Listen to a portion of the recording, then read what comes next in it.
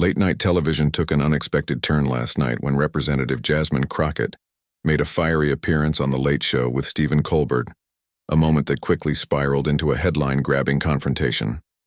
The Texas Congresswoman, known for her no-nonsense approach and powerful rhetoric, walked onto the set not just ready for an interview, but seemingly prepared for battle.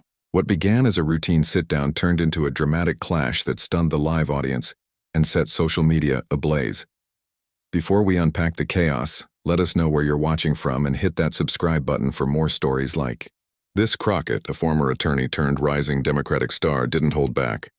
Colbert opened with a pointed jab, asking if she came to defend her record or just to trade barbs.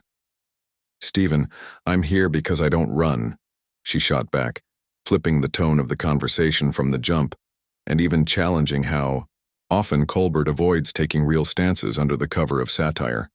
The tension escalated fast. Colbert, leaning into his comedic arsenal, played a viral clip of Crockett dismantling an opponent's argument on the House floor. "Impressive," he said. "But is there a plan behind the passion or just noise?" Crockett didn't blink. She fired back, arguing. Her strategy is clear to anyone paying attention, accusing Colbert of prioritizing punchlines over policy. What followed was a rapid unraveling of the usual late-night script. Sources say producers behind the scenes were visibly stressed as the conversation veered off course. What shocked viewers wasn't just the clash, it was how fully Crockett refused to play along. No forced smiles, no rehearsed sound bites. Her unapologetic pushback threw Colbert off his rhythm, and by the segment's end, the crowd was visibly split. Cheers, gasps, and stunned silence all mingling in the air. Analysts are already weighing in suggesting this moment could redefine how politicians approach late-night talk shows. Was Crockett making a calculated power move, or did things spiral out of control? Either way, the night wasn't over. Behind the scenes, the real fireworks were just beginning. Sources close to production say the heat ramped up after Crockett accused Colbert of dodging real issues. The host, known for his political jabs, pushed back harder, pressing Crockett on the poverty levels in her district. "Why battle in Congress when your district is struggling?" he asked. Crockett hit back without hesitation. "Poverty isn't solved in sound bites," she said, pivoting to slam corporate tax breaks and elite circles that she implied Colbert's show benefited from. Her clapback drew a sharp divide in the crowd. Some erupted in applause, others murmured in discomfort. Then came the curveball. Colbert pulled up a satirical headline about a fake ethics probe tied to Crockett's campaign funds, a classic late-night bit. But Crockett didn't play along. "That's a ghost story," she snapped. Then she turned the heat up, calling out his show's alleged coziness with big pharma sponsors. "What about your donors, Stephen?" she asked, sending the studio into a frenzy. That's when the segment truly derailed. Producers reportedly signaled for a commercial break, but Crockett kept going. "You don't cut away that easy," she declared, mic still hot, voice unwavering. Insiders say Colbert's team was caught completely off guard. One producer later admitted they hadn't prepared for a guest this relentless. The audience fed off the energy, and within minutes, clips of the exchange were going viral online. Now, political commentators are calling Crockett's appearance a masterclass in media disruption, flipping a typical late-night slot into a platform for political truth-telling.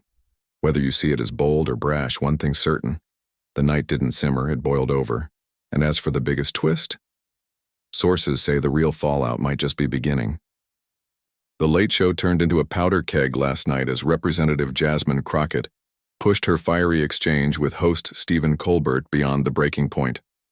Refusing producers' attempts to cut to commercial, Crockett held the floor, and, from that moment, the segment spiraled into live TV chaos. According to insiders, Colbert struggled to regain control as the Texas Congresswoman escalated the confrontation to levels rarely seen on late-night television. The clash wasn't just heated, it was historic. Visibly shaken, Colbert tried to pivot. "You're making this interesting, Jasmine," he said with a forced smile. But then came the next jab. A doctored photo flashed on screen, suggesting a cozy fundraiser dinner between Crockett and oil execs. How's that fit your "for the little guy" image? He asked. Crockett didn't even blink. That was a community fundraiser, she shot back, then turned the tables. You're not a journalist, Stephen. You're a salesman. Who's bankrolling your truth? Boom. The line hit like a grenade. The crowd erupted, some cheering, others booing.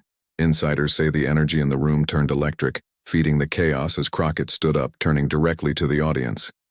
This is what they hide, she declared, pointing toward Colbert. The mask's off now. That's when Colbert lost his cool.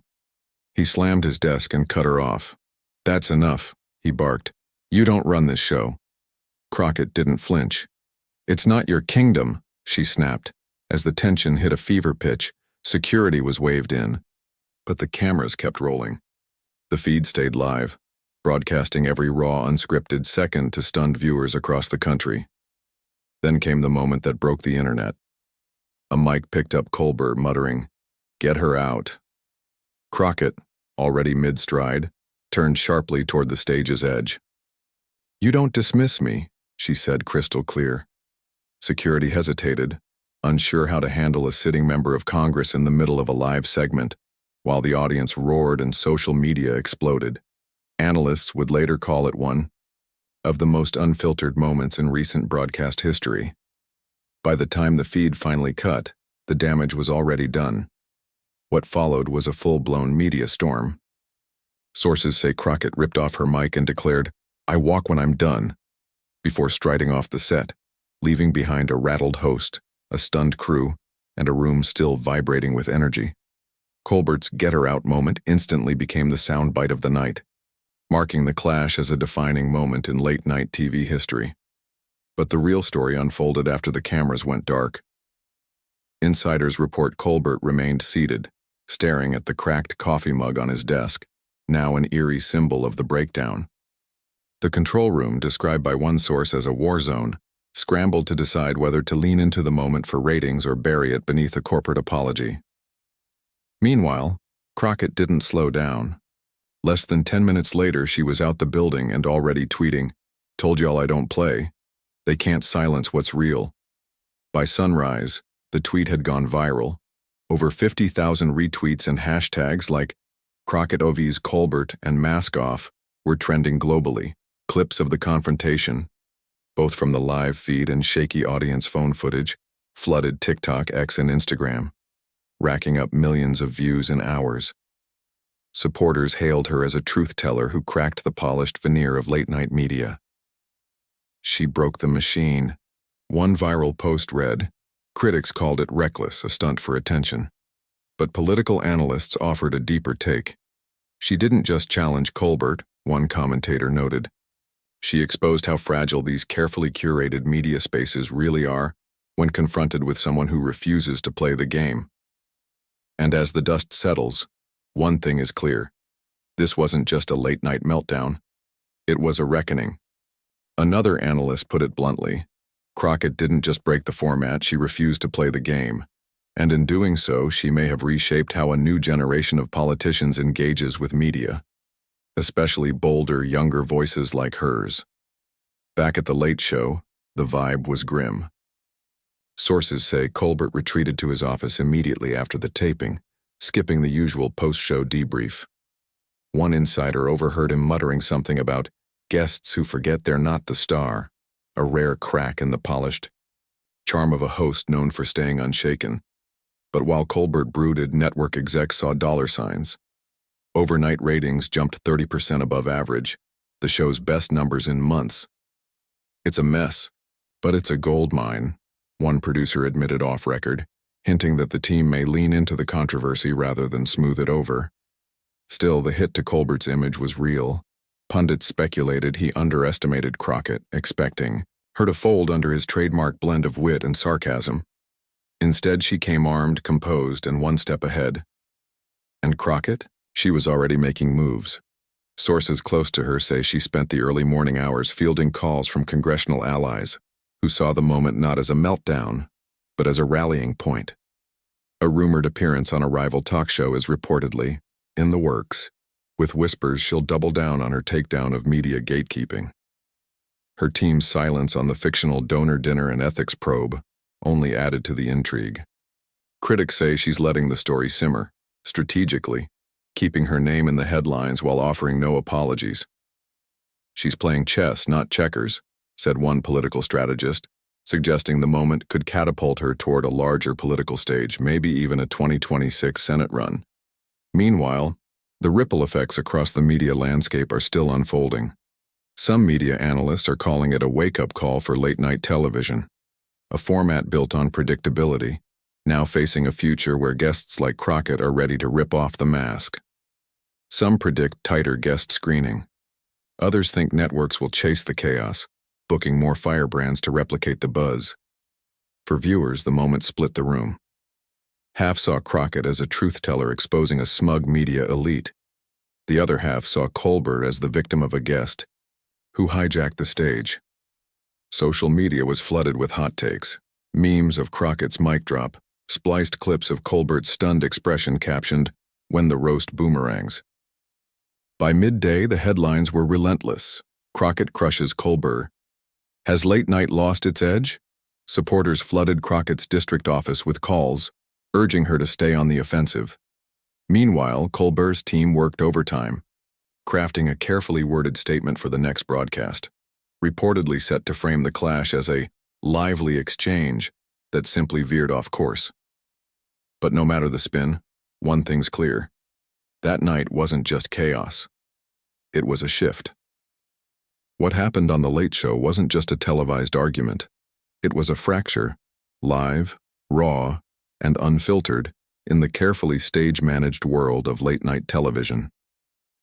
It exposed a fault line many suspected was there, the growing disconnect between the polished personas of mainstream media and a new generation of politicians who refuse to color inside the lines.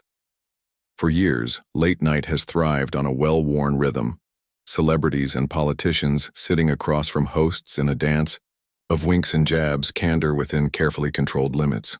The audience laughs, the host quips, and everyone goes home a little more famous. But Jasmine Crockett didn't show up to banter. She showed up to challenge, to confront, and most importantly, to disrupt. And that disruption landed like a hammer, whether you see her as a principled truth-teller or a calculated provocateur. There's no denying the force of what she unleashed. In a moment when trust in media is fraying and authenticity is currency, Crockett's refusal to be managed struck a nerve. Not just in Colbert's studio, but across living rooms, newsrooms, and social feeds. It's easy to frame this as a clash of egos, host versus guest, old guard versus upstart. But something deeper happened. Crockett didn't just push back against Colbert. She pushed against the entire architecture of narrative control that late-night TV has long depended on. She reminded viewers that not every guest is willing to play the role they've been assigned, and that when the script breaks, so does the illusion. The fallout is still unfolding. Networks are reportedly rethinking their booking strategies. Political operatives are dissecting the moment as a new blueprint for digital age influence. And viewers? They're choosing sides not between Colbert and Crockett, but between two visions of what media should be, polished or raw, curated or real. And maybe that's the most revealing part of all. Because beneath the spectacle, this wasn't just about a congresswoman calling out a host. It was about a system being tested, live on air. It was about what happens when a public figure refuses to be softened, silenced, or shaped into a version more palatable for television. When Crockett stood up and declared, "The mask is off now," it wasn't just a line. It was a message. The stage is no longer safe. The rules are no longer fixed. And the voices that once had to wait for permission are taking the mic, on their own terms. Whether this moment marks a turning point or just a flashpoint remains to be seen. But one thing is certain. Late-night TV will never look at a guest the same way again, and maybe after all this time, that's exactly what it needed.